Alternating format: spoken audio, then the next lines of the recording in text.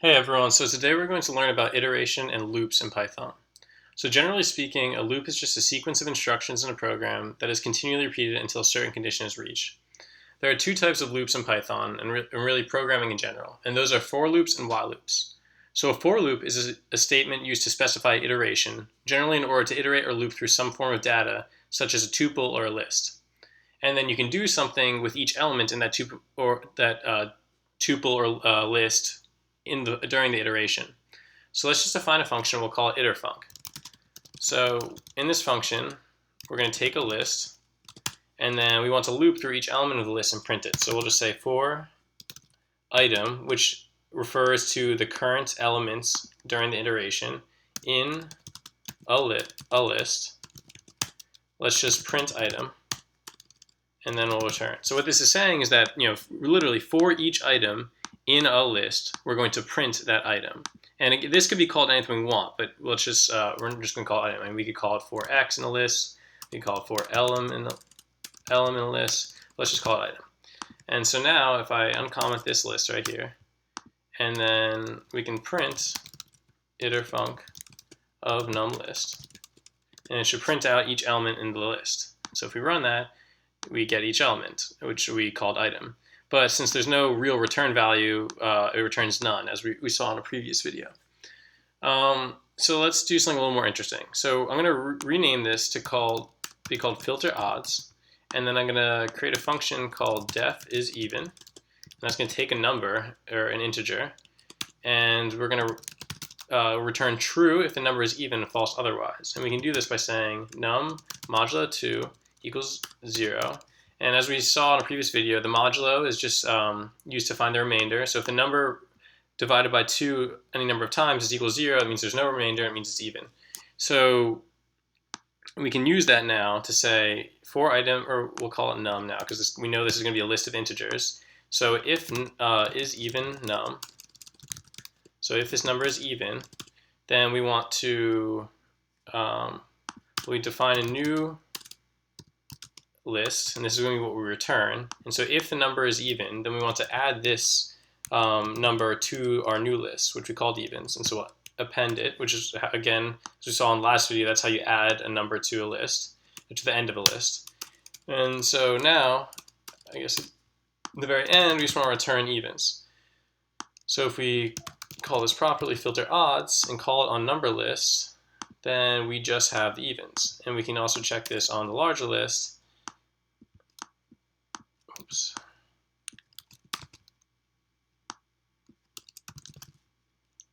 And still we just get the even numbers in that list.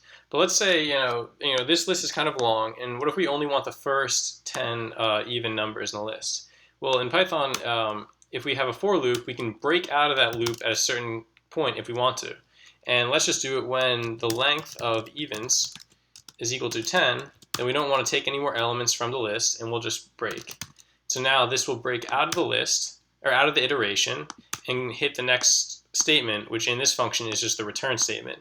So now when we run this on the larger list, it only takes elements for the first 10, which we have here. Cool. So that's just an example of how to simply just loop through elements in a list, and we saw we can break out of the iteration early if we want. But another common use of for loops is to iterate over the indices of a list. So to do this, we need to get the indices of a given list. And there's a useful function in Python called range. And so let's just see what that does. So if I have range and I give it a number 10, then print that. What this gives us is a list of 0 to the number not included. So it goes from 0 to 9. And this is 10 elements. And this would really be the indices of a list with 10 elements in it. And just some of the things we can do with range, we could start it at certain numbers, so now if we print that, it's going to go from 2 to 9. We could also skip by values, so if we want to skip every 2, then it just gives us 2, 4, 6, 8. But yeah, so that's range, and it's very useful. And so let's just define a function called findIndex. And what this does is it takes a list, and a list of anything, and we have some other value. And what we want to do is we want to find the index in this list that this value resides at. And if the value is not in the list, then we want to return -1. So here's how we do that. So let's just define our return value equal to -1. That we'll call that index, because again, if this value is not in the list, we want to return -1. And then we have to get the indices of the list, and we'll say indices equal to range length a list, because what this is doing is that length gives us the length of the list, and now we want to range from 0 to that length, which is actually equal to the indices of that list. So then we can say for index, and we have to call it a different variable in this, otherwise it would be an issue. So we'll just say IDX, and we'll say in indices. What we want to do is if a list at that index is equal to the value, then we want to set index equal to the current index of the iteration, because that means that at this given IDX, which is just like the index in the list, if the element there is equal to the value, then we want to set our return value equal to it. And then now at the end, we can just simply return index. So we can try that out. So if we find index of numList, and we'll give it 5. All right, let me just comment these out so we don't have that going on. And so we know that 5 is actually in this list. And if we print that, then it tells us that the value 5 is at the index 4 in the list. And we can confirm that by seeing that this is index 0, 1, 2, 3, 4, 5. Or sorry, 4. 0, 1, 2, 3, 4. Great. So that works properly. And again, we can try it, with like 8, which we know should be at index 7, and it is. We can also uncomment this list of characters, and we can test this out with some strings. And we know that B should be at index 1 in that list, and it is. That's what we get. I don't think Z is in here, and that should return -1, and it does. Cool. So that's how we can loop over indices in Python. And there's really a function like a built-in function called just index that does this for you, but we're just writing this code to see how it works. So it's also important to note that we can nest loops in Python, meaning that we can bury one loop within another loop. And so let's say we want a function that takes a list of integers and some number, and then finds if 2 distinct elements in the list sum to that given number. And if there are 2 such elements, then the function returns a list of their indices. If not, returns an empty list. So let's just call this find index of sum, and we'll say a list, and then we'll give it the value sum that we want to find. And then our solution will just be an empty list for now, because remember, if we can't find 2 distinct elements in the list that equal this val sum, we want to return an empty list. And then we can get the, let me just get this stuff out of the way. We can get the indices of the list by saying range length a list, as we saw before.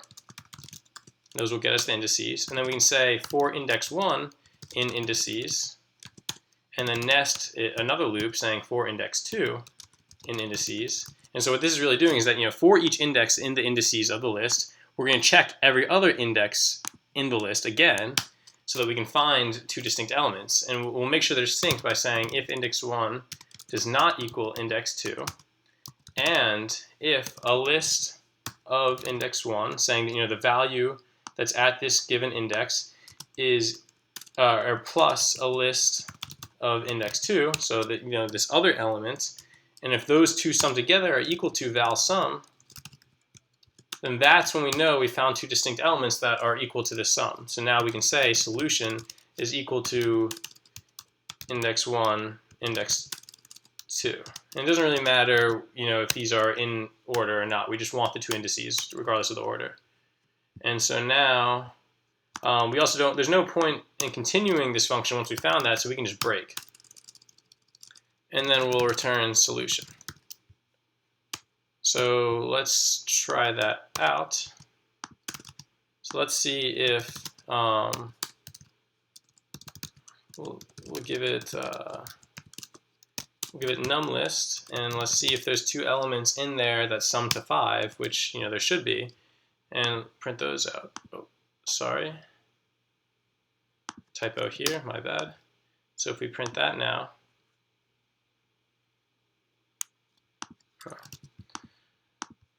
So yeah, so it tells us, yes, there is a solution to that, and it's at index 3 and index 0. And that's true because at index 0 we have 1, and index 3 we have 4, and 4 plus 1 is equal to 5. And we can try this in the larger list as well. And let's see, are there 2 elements that sum to 40? And there should be. It should be 35 and 5. And those fall at index 22 and 4, which is also true. So 5 here and 35 there. Those are the proper indices. And we want this to return an empty list when there is no such answer. And we know that nothing will sum to negative 40 because they're all positive integers. And so now we get this empty list. Great. So those are just ways that you can use for loops in Python. And we saw that you can loop over just the literal elements in the list, or you can loop over the indices, and you can also nest these two indices, the indices, and you can do this any number of times. You can have a bunch of nested for loops. That is not a good idea for a variety of reasons, and we'll see that in later videos, but it's very common that you might want to nest 2 for loops, especially when looping over some kind of nested data structure like a matrix. So for now, let's just move on to while loops. So I'm going to comment these out, and I'll clear the console like that, and now we'll bring this up here. And so we want to go over while loops. So instead of specifying an iteration over some data, a while loop specifies code to be executed repeatedly based on a given Boolean condition. So really, we can just think of the while loop as being simply a repeating if statement. So let's say we have a number, and we want to find the largest odd factor that goes into it. So we can say largest odd factor, and we're giving it a number, and this will be some positive integer. And what we simply want to do is just, while, remember we have this is even, so while the number is even, and the number is greater than 0, and again, this is just how we specify a while statement, and this right here, and we can put this in parentheses just to make it a little clearer. And while this number is even and it's greater than 0, so that's this combined Boolean expression is what we're checking. And then what we want to do then is just say num is equal to num divided by 2. And this will just keep going for any given number until we've reached that first largest odd factor. And so we can test this out by saying, let's give it 10. So I gotta print that. So now if we do that, oh, sorry, not a typo. Do that all the time, and you'll notice that if you've watched all my past videos. So yeah, so the largest odd factor that goes into 10 is 9. And we can try this with a few other ones. So, with 2, we would expect the answer to be 1. With 100, we expect it to be 25. Let's just give it a couple of random ones. 68, I think that would be 17. Something like 4 should still be 1. Oh, sorry. And so let's see what those give us. So yeah, so the largest odd factor that goes in 2 is 1. For 100, it's 25. For 68, 17, like I thought. And then 4, it's 1. And yeah, so that should work perfectly. And again, if we just give it an odd number, it should just return that odd number. So if we give it 3, we expect 3, which we do. Or we give it a much larger one, like 333. And still the answer, because that's the largest odd factor that goes into it, because you just multiply it by 1. Cool, so that's how you write and use a while loop in Python. And those are the 2 loops. We have the for loops which we went over previously. Now we have while loops, which again just specify code to execute repeatedly based on a Boolean condition. And that's all we're going to cover in this video. Next time we're going to learn about how to use sets in Python, which is another data structure that's pretty important, and is also kind of is related to a very important data structure that we'll go over after that, which are called dictionaries. And if you have any questions or comments, just add them below, and I'll see you next time.